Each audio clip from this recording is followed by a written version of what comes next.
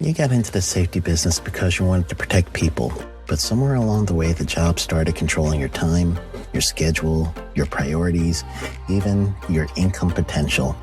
What if the expertise you've built over the years in the field can give you something more? More freedom, more control, more ownership of your future. I'm Sheldon Primus, the author of 7 Steps to Starting a Profitable Safety Consulting Business and the host of the Safety Consultant Podcast, with more than 350 episodes helping safety professionals become consultants and grow their career. Consulting changed my life. In fact, I'm a full-time RVer, and one consulting contract paid for my home I live in today.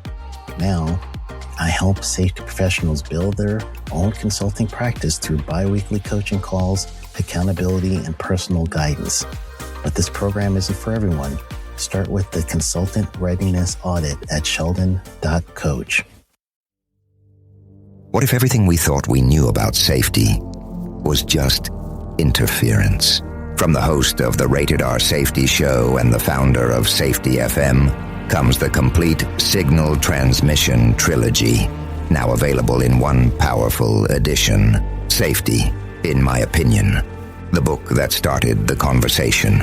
Safety Mutation, where the boundaries of culture, systems, and belief begin to break. And now, Safety Transmission, the final piece of the signal. For the first time, all 3 books are together in one volume. The Signal Transmission Trilogy, Complete Edition. This isn't just about compliance. It's about consciousness. It's about decoding the way we think, lead, and live, inside and outside the system. Whether you've been following the signal since the beginning or you're just now tuning in, this is the version to own. Search Signal Trilogy on Amazon or visit safetyfm.com to get your copy now.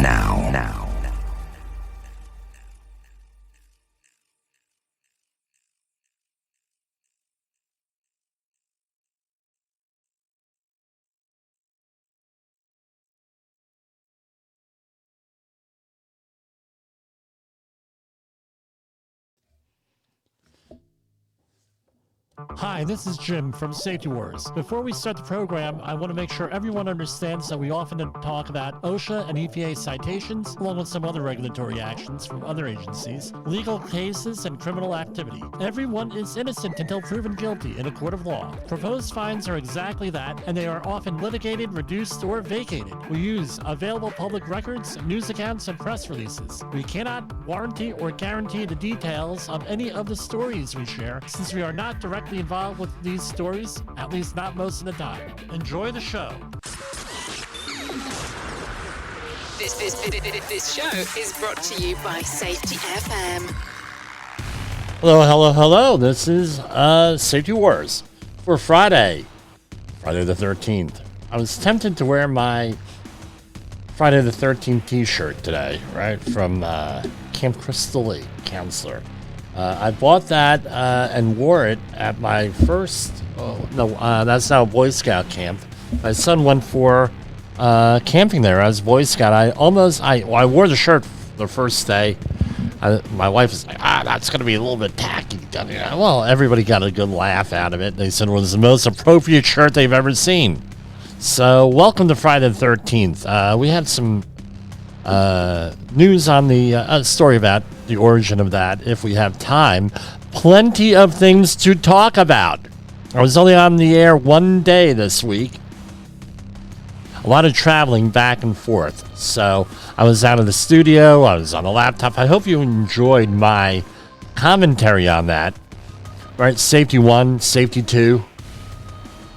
With that, we have a new logo here. A new thing here. Let me call it lower right hand corner. Let's see if we got something really larger. Let's see. Do a screen. Yeah, there we go. You see that? Legalize safety. Safe work isn't a crime. That's part of our theme for this year with, it's in the lower right-hand corner of the screen. Maybe I'll figure out how to make the thing turn around, right, and flip. Why is that? Now, I sent that on along to my wife, and she's like, no, what? We don't get it. I don't get it. Legalized safety. I said, you know what? The people who need to hear that are going to understand it. Why is safety and working safe treated like we're committing a crime? Hey, you're bad for wanting to work safe. Oh, yeah, they're out there. Oh, you don't need to do that. You don't need that safety glasses. You don't need that hard hat. Right. All in the while, and there's been, because of the ice situation, I don't mean the cold weather, I mean the immigration customs enforcement stuff, you get people, civil crimes, and it's civil. I don't want to get on to that, right? But let's realize that if you are, now how is OSHA normally, right, a workplace how's that normally treated? On the federal level, it's essentially, unless you do some kind of fraud, it's usually treated as a civil case. Those are civil crimes. How many people a year die in the workplace? Right, 5,000, give or take, that we can track on that OSHA 300 log, which should be prominently displayed in your workplace since it's February. And then another 55,000 that they can't really track, that they know are from workplace illnesses and things of that nature. So all civil, right? And a lot of people die. Auto accidents, a lot of civil crimes going on there. A lot of people die. So a lot of this stuff is treated civilly by the agencies, if at all. And you have to end up battling things out in civil court, not criminal court. Way it is here. So just because something is civil, a civil crime, doesn't mean that it actually is safe and it's actually good and there's nothing wrong, nothing to see here. Go and look the other way. No. Not so fast, folks, on that. Now, with Safety 1 and Safety 2, we had that discussion on the last program. Right, that was prompted by a lot of a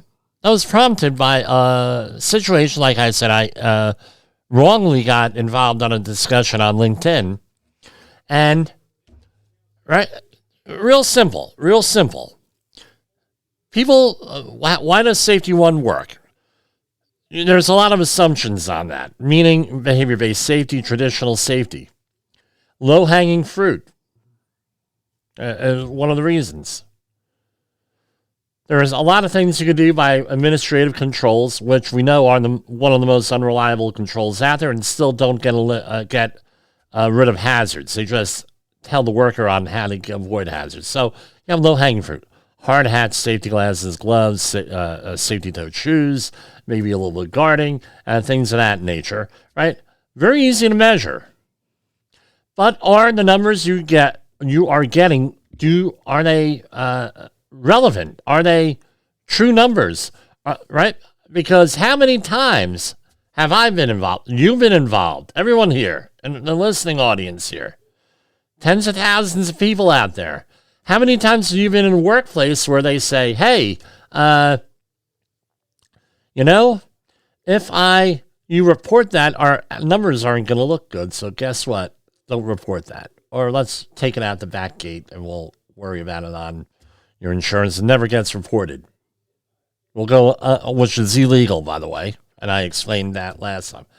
That happens more often than not, especially with a smaller company that does not have a full-time safety person there, who might not have developed a full culture. And there's a lot of businesses out there, believe me, big businesses. It's in their business plan not to work safely. Oh, we're never going to get caught on that. Our NAICS code says only 1 in 144 companies like ours are going to get, I had that statistic this week, are going to get investigated by OSHA. So guess what? Chances are they're not going to be here. We're going to roll the dice at 1 in 143. They're not going to be here. And therefore, we're not going to do some type of safety activity. We're not going to worry about it. we're not going to listen to the safety person on that. Or we'll give some a little bit of lip service. And guess what? You're the safety person. Maybe they're paying you an okay wage. Maybe they're not. You have a wife. You have a spouse, I should say, more correctly, right? More accurately. You have children or people who are you're responsible to. You have a mortgage. You have that. Where's your incentive? Your incentive is not to do that. So this is, and the other thing is, when things go wrong, what happens? Damn you, blah, blah, blah, blah, blah, blah, blah, with that. And, we're a safe company. We hired a safety person. We hired a safety consultant. And then what happens out there? Right? Nothing goes right. Then but the thing is, for safety 1 to function, you have to have safety 2, which is more, and I know there's a lot of things. I get it. We're oversimplifying things here on a certain level. But you need the soft skills. You need the organization of safety 2, where rather than go around, and I should have the graphic in the back, right, with the 4 lights. Now, how many lights are there? There's 4 lights. No, there's 5. Right? And then after a while, you see 5 lights. Right? For your Star Trek fans there. You know exactly what I'm talking about. You have a tribunal right there. Right? And what happens is that you have to go and under safety 2, leadership, organizing, rather than let's worry about what always goes wrong, which we have to investigate anyway. Let's worry about what goes right, and let's how to promote that, what goes right. Let's have a learning, rather than an investigation team, let's have a learning team where we actually learn what happened, what were the events leading up to that, what we could change, how work is supposed to be done, how work was done, and let's go for why wasn't it done, blah, blah, blah, and be less adversarial here. You'll get better results. Believe me, you will get better results. The other thing is this. Safety professionals, not only get off your knees, but safety professionals go out there and be those leaders that I know you can be. Be those leaders that I know that are in there. Don't be a jerk with that. And that's my opening monologue. We have some EPA news coming up. Big news, huge news, right? On the AI front with the Department of Labor, more huge news on that. All right, we talked about AI the other night. We're going to be talking about that. So this is what I'm going to tell you. We're going to go to commercial break, and we're going to come right back. We have a little song here for you. Safety professionals, get off your knees.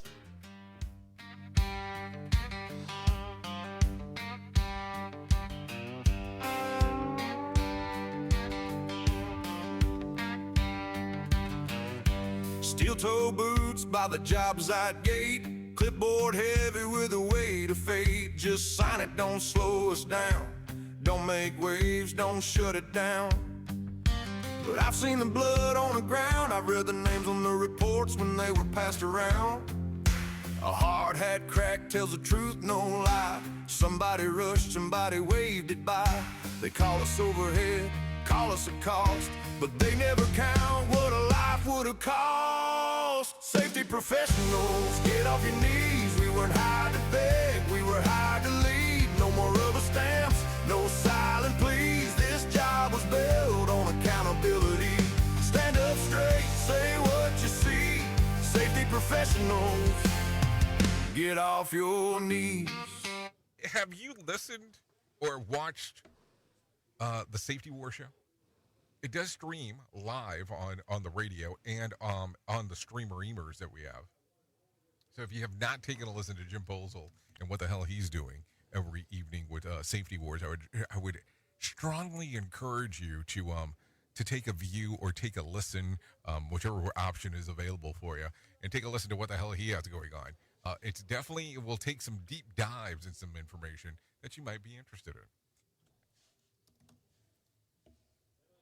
Is your safety training old, stale, and hackneyed? Is your safety trainer still preaching a warped version of behavior-based safety? How about safety training that actually addresses your hazards in your workplaces and is not standardized baloney from 25 years ago? Contact the Safety Wars team at safetywars.com or call Jim Posel at 845-269-5772. Remember, if you're receiving this message, you are the solution to unsafe workplaces.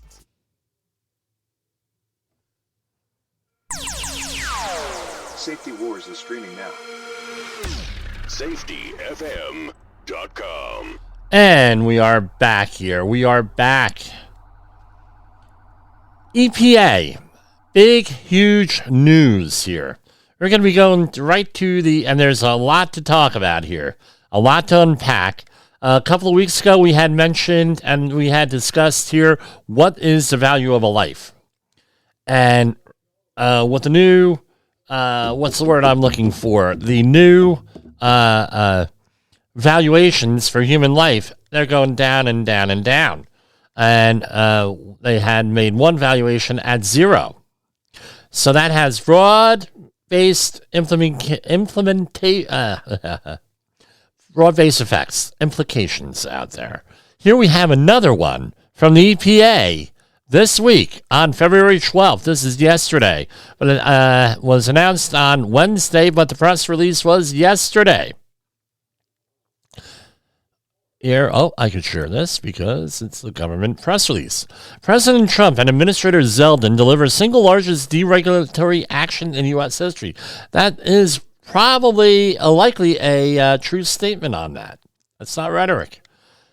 Alongside President Trump at the White House's Roosevelt Room, U.S. and EPA Administrator Lee Zeldin announced the single largest deregulatory action in U.S. history. In this final rule, EPA is saving American taxpayers $1.3 trillion. I don't know if that's over per year or in total here, eliminating both the Obama-era 2009 greenhouse gas, that's GHG, endangerment finding and all subsequent federal greenhouse gas emission standards for all vehicles and engines of model years 2012 to 2027 and beyond. The action also eliminates all off-cycle credits, including almost all universally hated start-stop feature. For the universally, I believe that it has to do with the DEF for, that's DEF for diesels. They basically take watered down urea, and put it in a device to burn off secondary things. There's going to be a lot of some pollutants there. Reduces PM 2.5, if memory serves you right. So EPA's historic move restores consumer choice, makes more affordable vehicles available for American families, and decreases the cost of living on all products by lowering the cost of trucks. This major deregulatory process included substantial public input and robust analysis. This is a quote from Zeldin. The endangerment finding has been the source of 16 years of consumer choice restrictions and trillions of dollars in hidden costs for Americans. Referred to by some as the holy grail of the climate change religion, his words, not mine, the endangerment finding is now eliminated. The Trump EPA is strictly following the letter of the law, returning to common sense policy, delivering consumer choice to Americans, and advancing the American dream. As EPA Administrator, I am proud to deliver the single largest deregulatory action in U.S. history on behalf of American taxpayers and consumers. As an added bonus, the off-cycle credit for the almost universally despised stop-start feature on vehicles has been removed. The 2009 endangerment finding was used to justify trillions of dollars in regulations, including the Obama and Biden administration's illegal push towards electric vehicle mandates and compliance requirements, while simultaneously driving up the costs of vehicles for American families and small businesses. Limiting economic mobility and the American dream, the final rule will save Americans $1.3 trillion by removing the regulatory requirements to measure, report, certify, and comply with federal greenhouse gas emission standards for motor vehicles, repeals associated compliance programs, credit provisions, and reporting obligations that exist solely to support the greenhouse gas regulatory regime. Right? In finalizing this rule, EPA carefully considered and reevaluated the legal foundation of the 2009 endangerment finding and the text of the Clean Air Act in light of subsequent legal developments and court decisions. The agency concludes that Section 202A of the Clean Air Act does not provide statutory authority for EPA to prescribe motor vehicle and engine emission standards in the manner previously utilized, including for the purpose of addressing global climate change, and therefore has no legal basis for the endangerment finding and resulting regulations. EPA firmly believes the 2009 endangerment finding made by the Obama administration exceeded the agency's authority to combat air pollution that harms public health and welfare, and that a policy decision of this magnitude, which carries sweeping economic and policy consequences, lies solely with Congress. Unlike our predecessors, the Trump EPA is committed to following the law exactly as it is written and as Congress intended, not by what others wish it to be. This is not, by the way, let me point this out. We've been covering this for a while here. People ask about EPA. Look at the other EPA press releases, right? And also with OSHA compliance from insiders. I remember we don't have numbers yet, but they are just doing what is called, right, in a fancy way, minimum compliance, where we are going to follow the letter of the law. Period. End of discussion. That's it. Just following the letter of the law. So, for example, there were press releases in the past couple of months that said, under statutory requirements, we are reporting that we have hit this on this project, whatever the goal was on that. So let's get back to the press release, because this is an important one, folks. Right? The endangerment finding was a legal prerequisite used by the Obama and Biden administrations to regulate greenhouse gas. There was a Trump administration in the middle there. Let's not forget that. In the last 16 years, the endangerment finding, many of the predictions and assumptions used to justify the rule did not materialize, using the same types of models utilized by previous administrations and climate change zealots. EPA now finds that even if the U.S. were to eliminate all greenhouse gas emissions from all vehicles, there will be no material impact on global climate change indicators through 2100. Who was the first one to say that? A lot of people. I was one of them way back in the day, which pissed off a lot of people when I was in graduate school. And that's what, by the way, what the IPCC 2001 report said, and subsequent ones on that, depending on which model in those reports you wanted to use. Therefore, maintaining greenhouse gas emission standards is not necessarily for EPA to fulfill its core mission of protecting human health and the environment, but regardless, is not within the authority Congress entrusted the EPA. Today's action only related to greenhouse gas emissions, and it does not affect the regulations that combat criteria, pollutants, and air toxins. So I guess that means the DEF is in there, I guess. We'll see. Like I said, there are broad-based implementations for this. We don't know what all of them are. And the next paragraph here, I won't read here, but it's basically this action will result in the average cost savings of $2,400 per vehicle. Good luck on that. I don't think the auto industry is going to give that back so easily now that people are used to paying that. Prioritizing consumer choice, the endangerment finding enabled the Obama and Biden administrations illegal push toward EV mandates. I think that's going to piss off Elon Musk. The Trump EPA chooses consumer choice over posturing. Well, they're giving it's along the lines of how much is your choice and what kind of vehicle to buy and what choices you make. How much are you okay with the government impeding on those? The libertarian part of me says not so much. However, we'll see what happens here. Pardon me. Understanding the importance of this action, the EPA conducted transparent and inclusive rulemaking processes. They received 572,000 public comments on proposed rules and everything. And here you go. You can visit this website here if you really want it.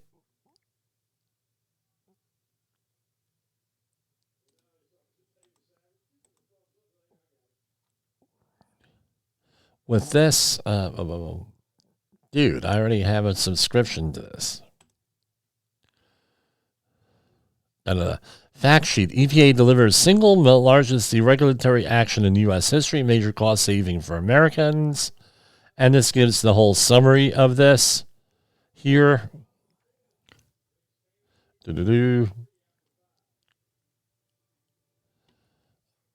What else do we have here? So just look it up on EPA.gov. And here they have a timeline. A lot of this stuff is, if you're a student, you could go and look at some of the history here with this. Nice timelines they have published here. And we'll move on to our next story here. But that's a big freaking deal, guys, with that. Here's some of the commentary here. I got to take this off. President Trump's in EPA today, and this is from the Heartland Institute and our friends at Heartland Institute. They've been on this show already. Schaumburg, Illinois. President Trump's in EPA today announced the repeal of an Obama-era rule called the endangerment finding, which categorized CO2 and other greenhouse gases as a threat to public health. This move cuts the legs out from under the EPA's climate rules, which allow the federal government to impose ever-increasing regulations on automobiles and appliances in an effort to reduce their carbon footprints. Remember when we were all supposed to go, they were encouraging gas, right? Natural gas for kitchens, and then they said, no, we got to do electric. And then they figured out they don't have an electric with this. And that's basically it on there. All right. And a lot going on out there, folks. Interesting times. Here we have from the New York Times. Trump administration erases the government's power to fight climate change. Right?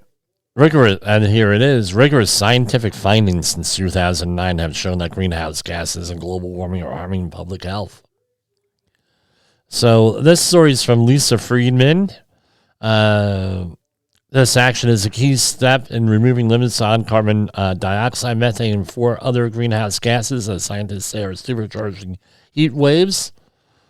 Led by a president who refers to climate change as a hoax, the administration is essentially saying that the vast majority of scientists around the world are wrong, that a hotter planet is not the menace that decades of research shows it to be.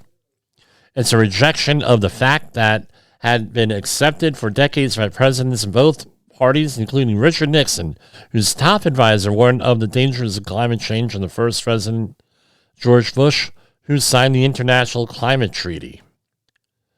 Right? And they're coming on and on. I don't know. I don't know. What do you think? I know what most of you folks are going to say. This is from the, what kind of Times is this? RV Times, Rockland Valley Times. EPA, I think that's Rockland Valley Times. EPA's, and this is from, who wrote this? EPA cites benefits to farms as it stops regulating carbon dioxide. The EPA renounced its right, I love this. The EPA renounced its right, you can tell, this is where the problem, this is why I chose this. Its right to regulate greenhouse gases, a decision defended in part on how higher levels of carbon dioxide could help agriculture. That's a big statement in American history, and I think we can add the words by far, Trump said. And so this says a lot, doesn't it, about philosophy? We talk about rights all the time. Where do rights come from? You have in America today, you have 2 different things where rights come from. You have on one side where rights come from God or nature, natural rights, also known as, or you can, and the other one that says rights, and therefore, right, according to our founding documents, our rights have to be protected by the government, our rights, right? With that. And government can be the only one to take away their rights. That's by extension. Here we have the EPA has renounced its right. The government does not have rights. It has responsibilities. There is no such thing as rights. People have rights. Government does not have rights. Governments are created by people. So governments get whatever authority or whatever power they get from the people, not from nature. People are the only one with rights. This is what bugged the hell out of me all the time. And some friends of the program back when I was in, that I know are out there. Tom, you're out there. I know that. Tom from Iowa. You're right. You used to bug you. People have rights. No, the states' rights, 10th Amendment, states' rights. No. People have rights, not the government with that. Government gets its power from us, not the other way around on that. All right, let's move on over to AI. I had spoken about AI the other day, and there were warnings on AI. All right, let me get this out here. AI builders, this is from Emerge, decrypt.co, but we covered the program at length, covered this story at length yesterday. Basically, at least in brief, and this is a story by Jose Antonio Lanz, Lanz, and edited by Sebastian Sinclair from the clan Sinclair. Right? With that, at least 12 AI employees, including co-founders Jimmy Ba and Tony Wu, have resigned. Anthropic said testing of its Claude Opus 4.6 model revealed deceptive behavior and limited assistance related to chemical weapons. Ba warned publicly that systems capable of recursive self-improvement could emerge within a year. More than a dozen senior researchers have left Elon Musk's AI lab this month, part of a broader run of resignation safety disclosures by several organizations, I might add. Right? Several departing employees publicly thanked Musk for his opportunity after intensive development cycles, while others today are leaving to start new ventures. Wu, who led reasoning and reported directly to Musk, said the company and its culture would stay with him forever. The exits coincided with fresh disclosures from Anthropic that their most advanced models had engaged in deceptive behavior. Yeah, no shit. Concealed their reasoning. No shit. And in controlled tests provided what one company described as a real but minor support for chemical weapons development and other serious crimes. What, we're shocked that human beings would create something that would be deceptive? We were shocked that human beings would create something that would do nefarious things and be slightly malevolent? We're shocked? Really? Really? That's why we have safety too, folks, in response to these malevolent systems that we're out there creating. Right? Not malevolent, malevolent systems. That's one of the reasons why we do what we do here. We should mark that one for a promo here, right? Around the same time, Bob warned publicly that recursive self-improvement loops, systems capable of redesigning and improving themselves without human input, could emerge within a year, a scenario long confined to theoretical debates about artificial general intelligence. In other words, it's figuring out, it's learning on its own. Taken together, these departures and disclosures point to a shift in tone among people closest to frontier AI development, with concerns increasingly voiced not by outside critics or regulators, but by the engineers and researchers building the systems themselves. So when was the first time Jimmy Posel had heard about this? I'm going to look it up because I have an exact date on this, right?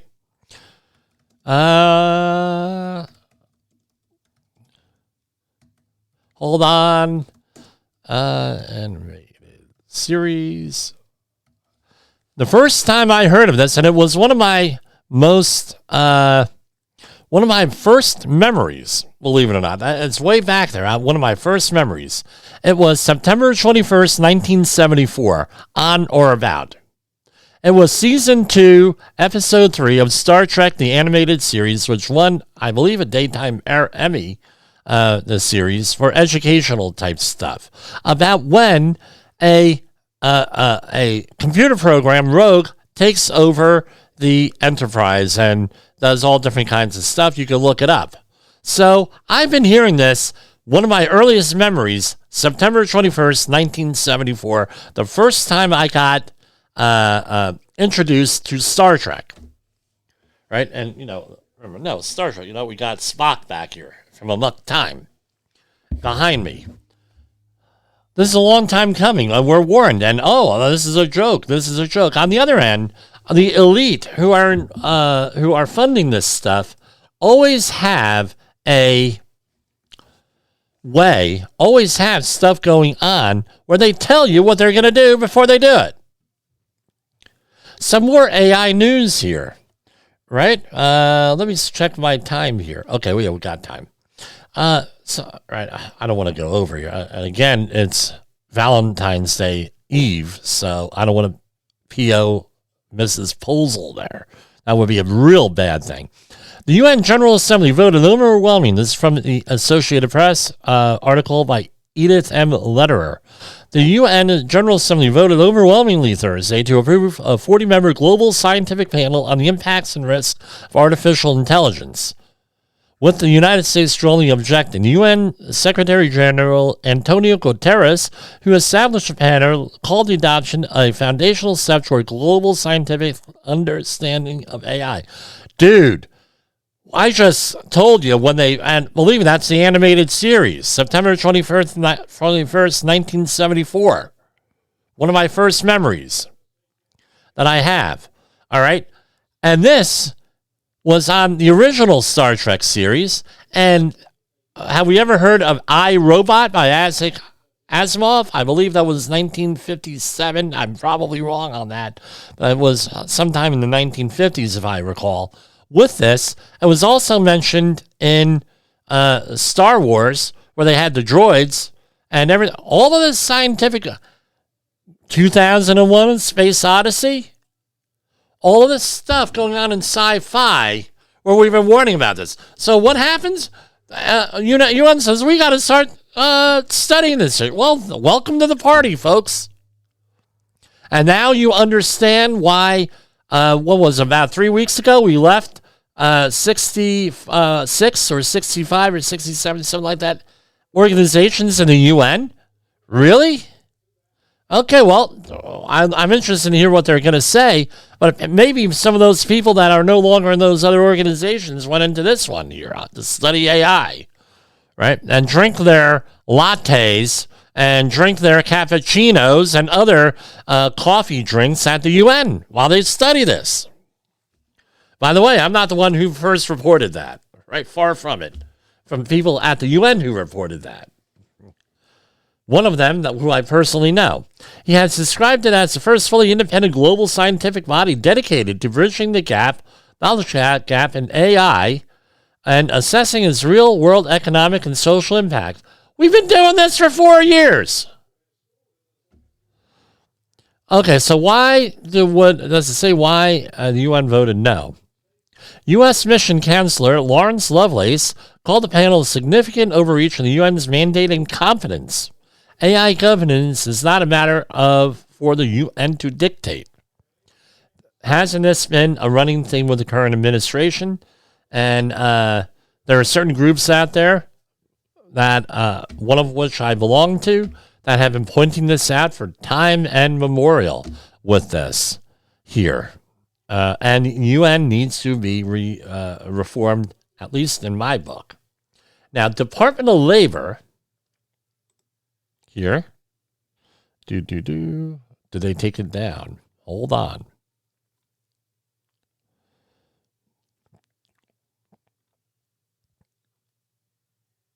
Hold on there here.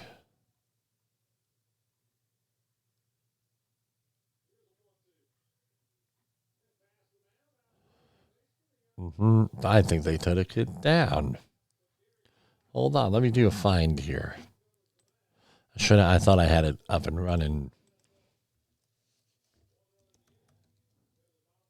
Okay, here we go. This is from today, right? But it was released last night because I remember reading it last night. U.S. Department of Labor releases all AI literacy framework providing foundational content areas, delivering principles to guide nationwide efforts. Now, could it be that we voted no because we're already way ahead of everybody else on this stuff in this country? Maybe, maybe not. I don't know. U.S. Department of Labor's Employment and Training Administration today published a framework. I should be sharing this. For artificial intelligence literacy, providing a foundation to nationwide AI literacy efforts, right, across workforce and educational systems. Right, hold on. I gotta write this down. And AI, right? The framework, which outlines 5 foundational content areas and 7 delivery principles for AI literacy, is intended to be a resource to guide program design and deployment of AI literacy efforts while allowing for flexibility and adaptation across industries, roles, educational sectors, and other workforce-related contexts. The Department of Labor is committed to making sure all American workers are able to share in the prosperity that AI will create for our economy, says Secretary of Labor Lori Chavez-DeRemer. Our new AI literacy framework provides guidance that will help accelerate effective AI skill development across the country. To build the next great American talent pipeline, we must equip all students with the skills necessary to address tomorrow's challenges, said Secretary of Education Linda McMahon. Is the Secretary of is that place still around? I don't know. I thought it was gone, or soon to be gone. We are proud to work with our agency partners on this historic guidance that will not only advance artificial intelligence in education, but also help build the workforce for the golden age. The release of this framework follows the department's recent guidance promoting the use of Workforce Innovation and Opportunity Act funding and the governor's reserved monies to help participants develop AI skills. The framework reflects input from employers, training providers, state and local agencies, and other workforce and education stakeholders, and will continue to evolve based on stakeholder input, advances in AI capabilities, and labor market changes. The publication of the framework advances the Trump administration's broader commitment to prioritize AI literacy and skill development across the workforce system to ensure American workers are prepared for an AI-driven economy. It supports the department's role in implementing the AI Action Plan and Americans Challenge Strategy. ETA welcomes feedback from workforce and education system stakeholders on effective AI literacy efforts, barriers to success, and opportunities for further guidance. So let's go and look on some of this. So the recent guidance, let's click on that. What is that? Training and Employment Guidance Letter number 3-25 from August of last year, and the PDF document. So, real simple. They want to encourage the state and local workforce development systems to use Workforce Innovation and Opportunity Act funding to help with youth and adults develop AI skills. Action required. State and local workforce development boards are encouraged to use blah, blah, blah. And what do they want here? On April 23rd, 2025, President Trump issued Executive Order 14277, Advancing Artificial Intelligence Education for Youth. AI is rapidly transforming, and they want to go and get everybody up to speed here. And this is all the funding for it, for dislocated workers. So what kind of components are we looking at here? Does not say in this document, but it does say in another one. Let's go to that other document here. AI, right? 5 foundational content areas. U.S. Department of Labor's AI literacy framework. For those of you listening to our audio version here, I encourage you to go to our video here. Understand AI principles, explore AI uses, foundational content areas. Understand AI principles, understanding AI's core concepts, right? Capabilities and limitations, creating the foundation for effective use. Directly explore, right? And then number 2, explore AI uses. Directly exploring different AI tools and relevant use cases and how AI can complement human expertise. Number 3, direct AI effectively. Understanding how to provide the right context to AI, very important. Prompting is critical to AI and how to create clear prompts that produce effective outputs. Evaluate assessing AI-generated results for accuracy and relevance and understanding how to iterate on AI inputs and how to use AI responsibly with that. Right? So now we go into our effective delivery principles of AI literacy. Enable experiential learning, delivering AI literacy through practical hands-on experiences that allow AI skills to be practiced in real-world situations. Build complementary human skills using AI to augment human skills such as judgment, creativity, communication, and problem solving. Number 5, pathways for continued learning, providing structured routes to progress to more advanced and specialized AI skills in AI-related occupations. Ensuring there are proactive built-in mechanisms to rapidly update content and deliver as AI capabilities evolve. Right? Embed learning in context, integrating into existing processes and in the context of the industry or characteristics that make it most actionable. 4, address prerequisites through AI literacy, addressing barriers of participation and success with AI literacy, including digital literacy and broadband access. Number 6, prepare enabling roles, equipping manager, counselors, and others who play a supportive role in AI's learning. And number 7, design for, right, you have number 5, I think, why I skipped, pathways for continued learning, right? Design for agility, ensure there are proactive built-in mechanisms to rapidly update content and delivery as AI capabilities evolve. So what is my point? By the way, they're watching Hofstra versus Mississippi baseball tonight. So my nephew is on the Hofstra team, Division I. He's the catcher, number 28. So apparently they won on that. Congratulations. And they only had like 5 outdoor practices because guess what? We got a foot of snow here on the ground now. Right? We had 3 foot last week, so we're getting better here.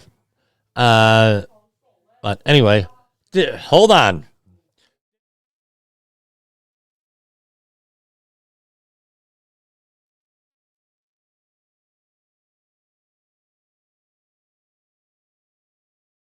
Okay, they're screaming like they're winning, but they're losing. I don't know. You go figure.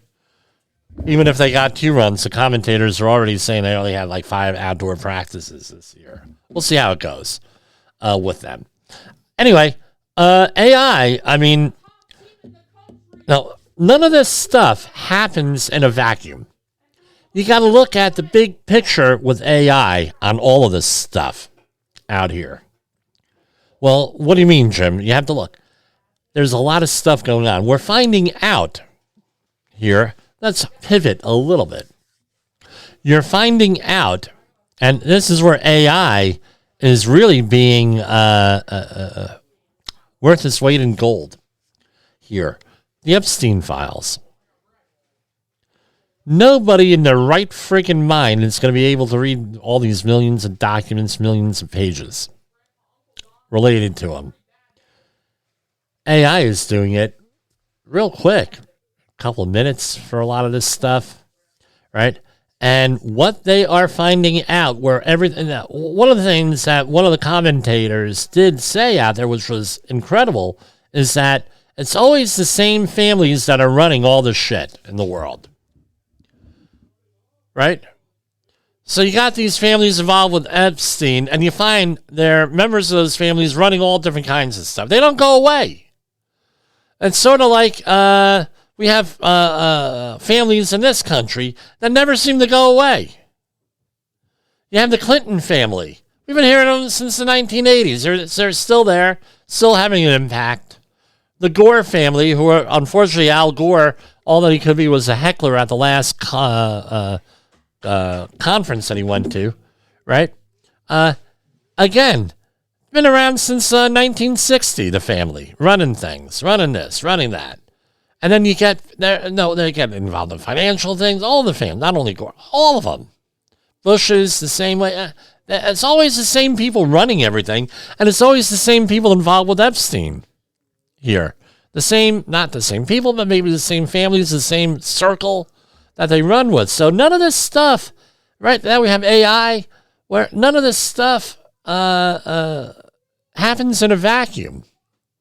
Context matters, where we're using AI to analyze Epstein, but we're also using AI for all different types of stuff, useful, true stuff that's truthful. We're using AI, right, with this in our workforce. We're promoting it in our workforce, increase productivity, not to leave the American worker behind, allegedly, and everything else. But then we have, well, now the UN wants to study this and maybe put up things. Well, no, we're going to vote no on that. Well, same day they voted no, they had this here with this initiative. Everything is connected. And people are starting to wake up. I've been waiting for this stuff since 1992. People waking up, the spring of 1992. What's going on out there?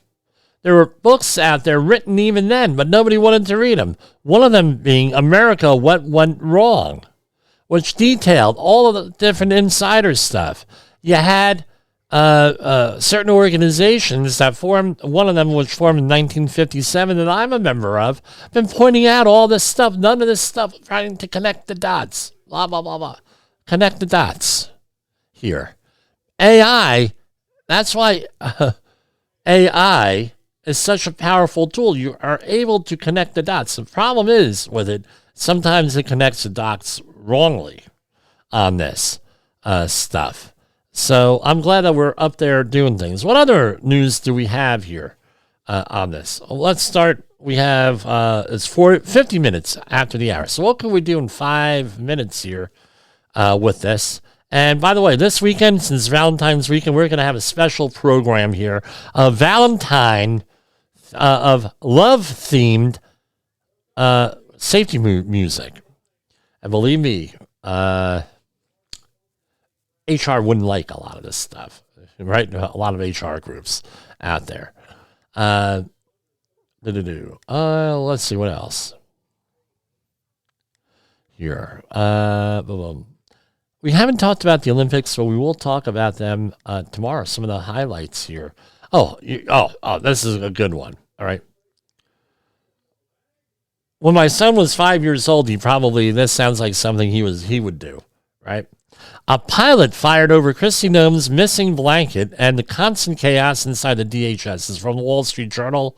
Today, story by yesterday it was story by Michelle Hackman, Josh Dawsey, and Tarini Party. Kristi Noem knew she needed a reset. It was 2 days after the federal agents had shot and killed Alex Preddy, and Noem was facing fire on all sides. Even, right? They needed to goes the whole story. Noem's top advisor, Corey Lewandowski, mentioned Trump's pollster with a request. They needed to cut an ad to help her, according to two people too familiar. And it goes on and on, saying some not so nice things about Kristi Noem here. Here you go. Within DHS, Noem and Lewandowski frequently berate senior-level staff, giving polygraph tests to employees they didn't trust and have fired employees. And one incident, Lewandowski fired a U.S. Coast Guard pilot after Noem's blanket was left behind. Must have been one hell of a special blanket was left behind on the plane. Isn't like the pilot in charge of flying the plane the pilot is not like a flight attendant. Not that there's anything wrong with flight attendant. I like flight attendants. They're usually overwhelmingly amount of times. I've always been nice with me and everything. And they have thanked me when I had one thank me profusely when we had a whole bunch of unruly children on the plane. And my daughter was afraid of flying, so I brought puppets and I put on a puppet show for all the kids on the plane. And all the kids were like nice and entertained and laughing. It was a very pleasant flight. And she was like, man, sir, you are a freaking god, you know? Here, I've never seen anybody put on a puppet show for kids on a plane. And I said, well, I got, not the first time. Red Skelton was another one. Who's Red Skelton? Well, you know, his plane was crashing. He didn't want the kids to be afraid, so he got up and put on a show for the kids while the plane was going to crash, and the plane recovered, right? With laughing children there. But Lewandowski fired a Coast Guard, right? Simmering, right? And then what do you think happened? What do you think happened when they fired the Coast Guard pilot, right? Well, they figured out, they figured out that, we need somebody to fly the plane back, so you're rehired. Oh, yeah. Come on. I know somebody who would do that. I worked with somebody who would do that. I'm not going to mention names here. Here we have another use of AI. Pentagon used Anthropic's Claude in Maduro, Venezuela raid. Using the model through a contract with Planter highlights the growing role of AI in the Pentagon. So here we have AI encouraging bad behavior, even on the surface level, on the scratch of it. And now we're going to have the U.S. military doing that, right? God forbid that they actually allow AI to actually make decisions. We're all bleeped if that ever happens with that. I don't know. A lot of stuff going on. We plan on being broadcasting this weekend. I am amped. I am up and running to go. I have no more filter anymore, folks. I have nothing holding me back, and I am dedicated to serving you folks. There is no governor. There is no filter. There's nothing here holding me back. I'm letting it roll all the way out and giving you your high-quality programs, as high quality as I can. I feel great. I feel wonderful. Let's head on into this weekend, this holiday weekend, feeling great, wonderful, and everything else. And for Safety Wars and Safety FM, this is Jim Posel. Safety Wars is streaming now. SafetyFM.com. The views and opinions expressed on this podcast are those of the host and its guest and do not necessarily reflect the official policy or position of the company. Examples of analysis discussed within this podcast are only examples. They should not be utilized in the real world as the only solution available, as they are based only on very limited and dated open source information. Assumptions made within this analysis are not reflective of the position of the company. No part of this podcast may be reproduced, stored in a retrieval system, or transmitted in any form or by any means, mechanical, electronic, recording, or otherwise, without prior written permission of the creator of the podcast, Jay Allen. This one goes out to the American gold medalists.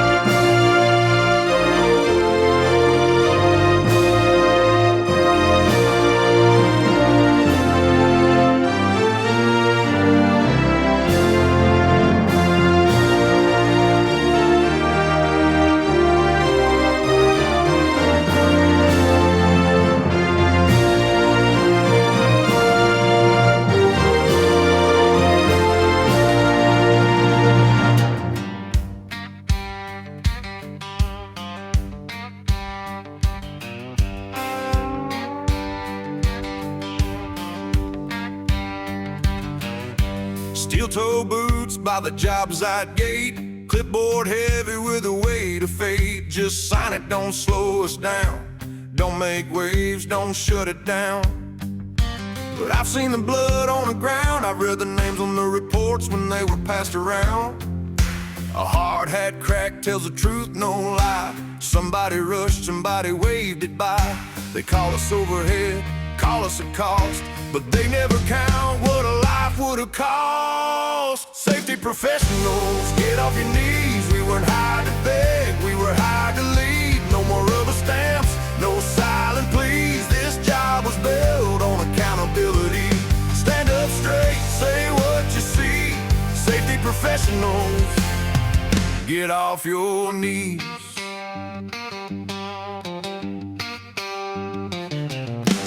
Morning brief in a half-lit shack with a rolling in, no turning back. Foreman says we'll figure it out. I say that plan's got holes, no doubt. I don't answer to shortcuts or production lies. I answer to families and closed casket cries. From MOSA regulations to hard-earned scars, the same paperwork, it's who we are. We don't work for comfort, we work for the truth, and the truth don't bend for a deadline due. Well, safety professionals, get off your knees. We weren't hired to beg, we were hired to lead. No more rubber stamps, no silent pleas. This job was built on accountability. Stand up straight, say what you see. Safety professionals, get off your knees.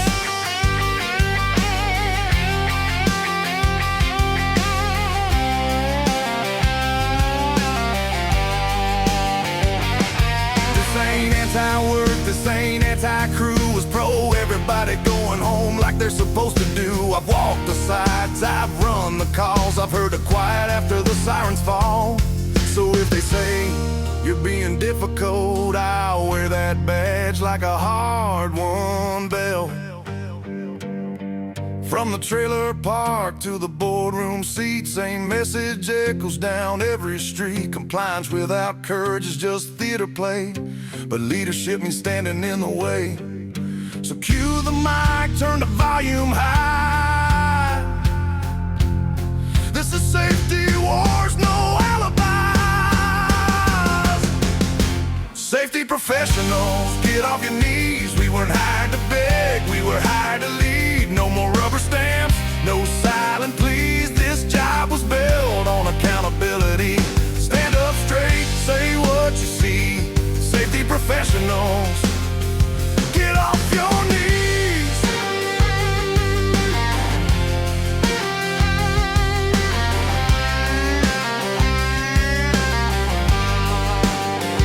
Yeah, this ain't a favor, this ain't a fight. It's a line in the sand for doing it right. So boots on the ground, eyes open wide. Safety wars, stand up, don't slide.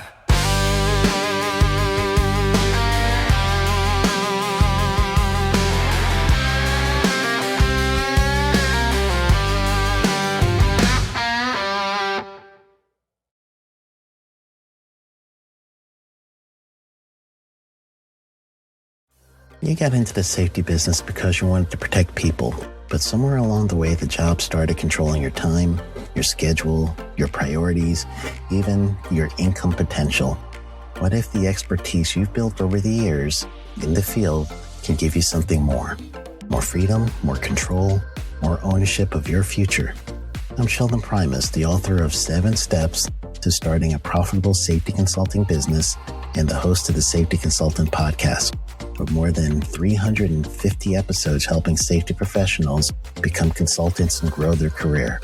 Consulting changed my life. In fact, I'm a full-time RVer, and 1 consulting contract paid for my home I live in today.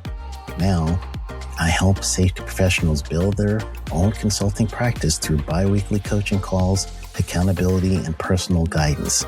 But this program isn't for everyone. Start with the Consultant Readiness Audit at sheldon.coach. What if everything we thought we knew about safety was just interference? From the host of the Rated R Safety Show and the founder of Safety FM comes the complete signal transmission trilogy. now available in one powerful edition. Safety, in my opinion, the book that started the conversation. Safety Mutation, where the boundaries of culture, systems, and belief begin to break. And now, Safety Transmission, the final piece of the signal. For the first time, all 3 books are together in one volume. The Signal Transmission Trilogy, Complete Edition.